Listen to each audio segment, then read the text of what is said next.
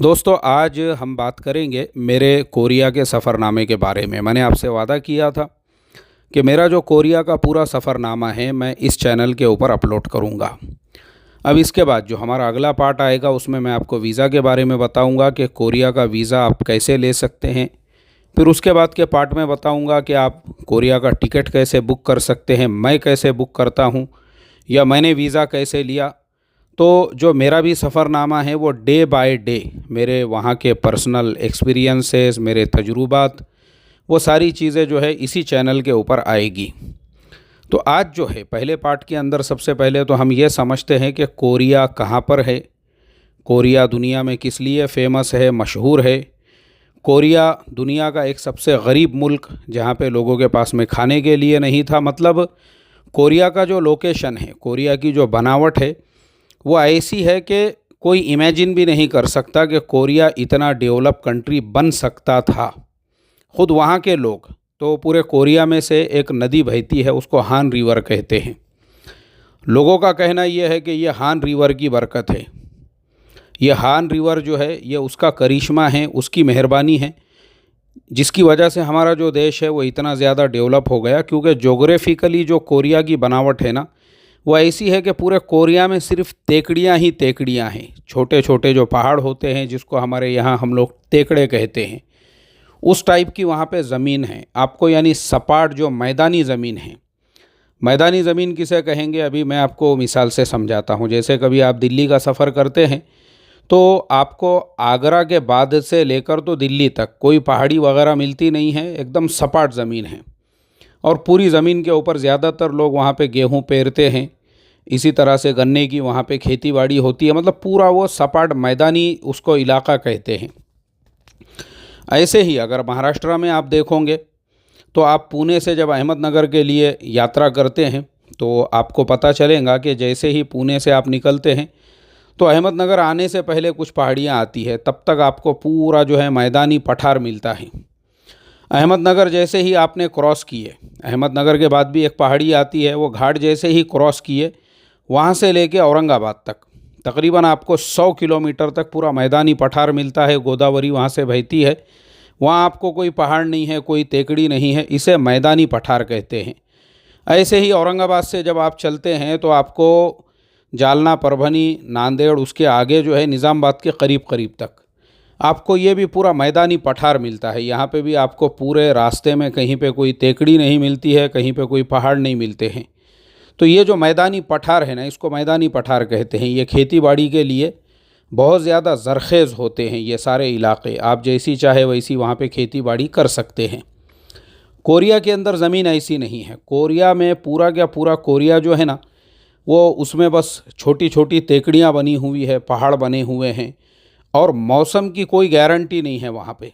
यानी अभी ये जो सितंबर का महीना है, हम लोग सितंबर में इसीलिए जाते हैं। अभी मैं चौथी बार भी जो गया था सितंबर में ही गया था।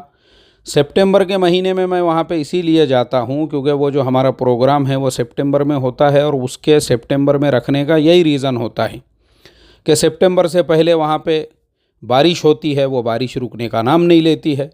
सितंबर एक ऐसा मौसम है, यानी महीना है, वहाँ पे ये समझा जाता है कि भाई सितंबर में धूप होती है, सितंबर का महीना अच्छा होता है। उसके बाद फिर वहाँ पे जो है विंटर शुरू होती है, मतलब वहाँ पे भी जो है स्नोफॉल यानी बर्फ़ गिरती है। अब उस वजह से क्या है कि सितंबर में, लेकिन अभी मैंने सितंबर में देखा तो सितंबर में भी कोई भरोसा नहीं है। अभी धूप है निकली हुई, आधे घंटे के बाद में जो है चारों तरफ से बादल छा गए और तूफ़ानी बारिश हो रही है, रात भर बारिश हो रही है। फिर अगले दिन देखे तो धूप निकल गई हुई है, फिर उस धूप के अंदर 2 घंटे के बाद फिर बादल आ गए, फिर तूफ़ानी बारिश शुरू हो गई। मतलब एक ऐसा मुल्क जोग्राफिकली, नेचुरली जो है, जिसका डेवलप होना एकदम इम्पॉसिबल था, नामुमकिन था। इसी वजह से ये जो सारे मुल्क है, दोनों कोरिया एक ही हुआ करते थे, लेकिन ये चाइना को लगकर है, मगर ये एक अलग जो है कबीला है, एक अलग ट्राइब है, एक अलग कौम है। यानी इनकी लैंग्वेज अलग है। दोनों कोरिया में एक ही लैंग्वेज बोली जाती है। ये लोग चाइनीज़ लैंग्वेज नहीं बोलते हैं। इनकी जो राइटिंग भी होती है तो उसको हंगुल कहते हैं, वो भी चाइनीज़ से अलग होती है। चाइनीज़ भी जो है वो भी एक्चुअल में चाइनीज़ भी कोई लैंग्वेज नहीं है। जो चाइना के अंदर जो ज़ुबान बोली जाती है उसको मैंडेरियन कहते हैं, चाइनीज़ तो हम लोग बोलते हैं, उसका ओरिजिनल नाम है मैंडेरियन। ऐसे ही कोरिया में जो कोरियन लैंग्वेज बोली जाती है उसका ओरिजिनल नाम है हंगुल। अब ये दोनों की ज़ुबानें भी अलग है और दोनों का रेस भी अलग है। रेस मतलब वो लोग चाइनीज़ लोगों से मिलते नहीं हैं। आप देखेंगे तो आपको खुद ब खुद फ़र्क समझ में आएगा। कोरिया के लोग जो है देखने दिखाने में अलग होते हैं, चाइनीज़ लोग अलग होते हैं। लेकिन ये सब बातों के बावजूद अब क्योंकि कोरिया में जो है गधे थे, खच्चर थे और उसके अलावा वहाँ पे कुछ ऐसा डेवलपमेंट तो था नहीं, तो जैसे उस ज़माने के अंदर अंग्रेज़ों का राज हमारे भारत देश पे था, ऐसे ही फ्रेंच कॉलोनीज़ थी, जर्मन कॉलोनीज़ थी। यूरोप के मुल्कों ने जो है अपनी अपनी कॉलोनियाँ दुनिया के अंदर बनाई हुई थी। आपको ये जान के हैरत होंगी कि जापान भी उस ज़माने का वेल डेवलप कंट्री था, यानी कोरिया एकदम पिछड़ा हुआ। कोरिया में तो खाने को भी नहीं था लोगों के पास। वही जो पुरानी चीज़ें हैं, जैसे जंगलों में शिकार करना है और ऐसे ही जो दरख्त और पेड़ पौधों पे जो चीज़ें लगती है वो लोग उसी को उबाल के खाते थे। जो उनको नज़र आ गया वो खा लेते थे। मतलब डेवलपमेंट नाम की वहाँ कोई चीज़ नहीं थी, बस ज़िंदगी गुजारना है, जीना है। उसके कंपैरिजन में जापान में इलेक्ट्रिसिटी थी, जापान में ट्रेनें थी। उस ज़माने में जापान के अंदर अंडरग्राउंड ट्रेनें उस ज़माने में चलती थी। तो जापान ने क्या किया था, आपको जानकर हैरत होंगी कि जापान इतना पावरफुल और इतना ताकतवर देश हुआ करता था कि दोनों कोरिया, चाइना और उसको लगकर जो है बहुत सारे मुल्क से होते हुए हमारे भारत देश के मणिपुर तक वो पूरे पट्टे के ऊपर जापान का राज हुआ करता था। यानी सिंगापुर पे भी जापान की हुकूमत थी। तो इसी वजह से हमारे भारत देश के अंदर जो डॉक्टर सुभाष चंद्र बोस थे, उन्होंने जापान के आर्मी के साथ में मिलकर ही एक अपनी जो आज़ाद हिंद फ़ौज बनाई थी, वो इसीलिए अंग्रेज़ों से मुकाबला करने के लिए। लेकिन क्या हो गया कि जो सेकेंड वर्ल्ड वॉर है उसके बाद में सेकेंड वर्ल्ड वॉर की वजह से ही ये दुनिया के सारे मुल्क जो आज़ाद हुए ना, अब हम लोगों को भी ये लगता है भाई हमारा भारत देश जो है इनके बलिदानों से आज़ाद हुआ, उनके बलिदानों से। देखो एक बात याद रखो, मैं आपको एकदम मुद्दे की बात बताता हूँ। अगर अंग्रेज़ यानी सेकेंड वर्ल्ड वॉर नहीं होती तो ना अंग्रेज़ भारत छोड़ते थे, ना जैपनीज़ जो है वो चाइना को छोड़ते थे, ना कोरिया को छोड़ते थे। पूरी दुनिया के जितने भी मुल्क आज़ाद हुए हैं ना, तो ये हुए हैं सिर्फ़ और सिर्फ सेकेंड वर्ल्ड वॉर की वजह से। सेकेंड वर्ल्ड वॉर के अंदर अंग्रेज़ों की पूरी कमर टूट गई, पूरा यूरोप बिखर गया। तो वो डर गए कि हमने अपनी हुकूमतें पूरी दुनिया के अंदर फैला के रखी है, कॉलोनीज़ के अंदर, और यहाँ अपना जो ओरिजिनल मुल्क है ब्रिटेन, उसके अपने अस्तित्व का मसला यहाँ पे आ चुका है, उसकी अपनी बका का मसला यहाँ पे आ चुका है। हम उधर रहेंगे बिज़ी और यहाँ पे ब्रिटेन के ऊपर कभी भी हिटलर और कभी भी जो है मुसोलिनी, ये सारे लोग मिलके कभी भी कब्ज़ा कर सकते हैं। इसके लिए उन लोगों ने क्या किया कि फिर इन्होंने मुल्कों को आज़ाद करके अपने अपने मुल्कों के ऊपर फोकस देना शुरू कर दिया।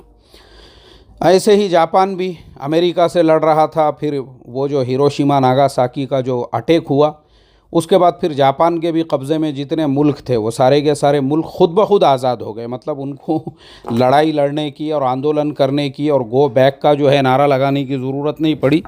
खुद ब खुद जापानीज़ जो फ़ौज थी वो चाइना से और साउथ कोरिया से चली गई। उसके बाद जाके जो है 15 अगस्त 1948 को, 15 अगस्त 1948 को दोनों कोरिया आज़ाद हो गए।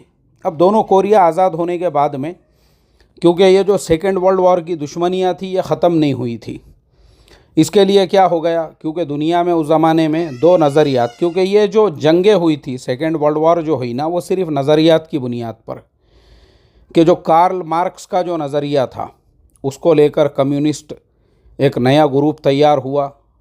सोवियत यूनियन, उस ज़माने में जो रशिया है उसको सोवियत यूनियन बोलते थे, जिससे बाद में 15 मुल्क आज़ाद हुए। तो कार्ल मार्क्स का जो नज़रिया था, और दूसरी तरफ जो है ये कैपिटलिज़म का जो नज़रिया था, यूरोप और अमेरिका की जो ताकतें थी, यानी ब्रिटेन, फ्रांस और अमेरिका, ये जो ग्रुप था ये कैपिटलिस्ट थे। तो इस वजह से अब कोरिया जो है उसको दोनों के बॉर्डर मिलते थे, एक तरफ चाइना था, दूसरी तरफ जो है रशिया था।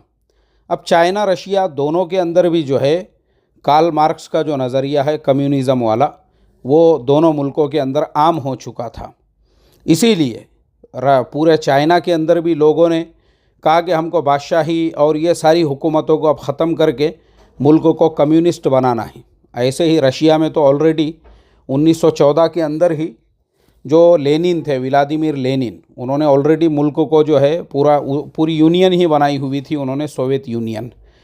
तो इसलिए देखो दोस्तों, अब इसका अगला जो पार्ट है वो हम अगले हिस्से में बयान करेंगे। टेक केयर, अपना बहुत बहुत ख्याल रखिए।